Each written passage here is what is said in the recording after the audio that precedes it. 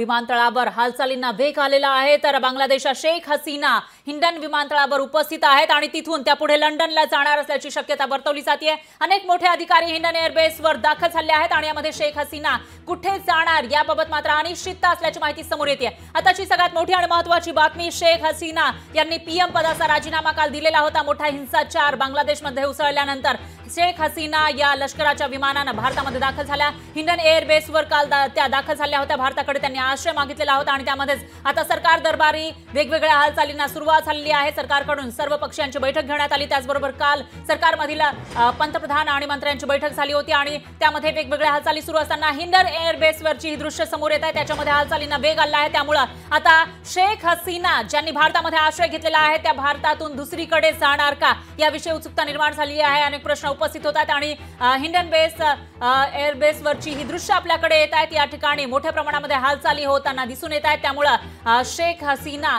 या आता भारत सोडून इतर देशामध्ये आश्रय घेण्यासाठी जाण्याची शक्यता वर्तवली जाते। पण त्या नेमक्या कुठे जाणार याविषयी अनिश्चितता आहे। तर अनेक मोठे अधिकारी हिंडन एअरबेसवर दाखल झाले आहेत। मोठ्या प्रमाणामध्ये हालचाली या ठिकाणी केल्या जात आहेत आणि याच विमानतळावर बांगलादेशच्या शेख हसीना या सुद्धा उपस्थित आहेत। त्यामुळे आता शेख हसीना नेमक्या कुठे जाणार याविषयी उत्सुकता निर्माण झाली आहे। प्रश्न उपस्थित केले जात आहेत। दरम्यान काल जी माहिती आली होती त्यानुसार लंडनमध्ये त्या जाऊ शकतात, तिथे आश्रय घेऊ शकतात अशी शक्यता वर्तवली जात होती आणि इंग्लंड सरकारकडून कोणत्याही त्या ग्रीन सिग्नल दिला गेला नव्हता आतापर्यंत। त्यामुळे शेख हसीना या भारतामध्ये आहेत असं म्हटलं जात होतं। त्यामुळे आता पुढे नेमकं काय होणार ते बघावं लागेल।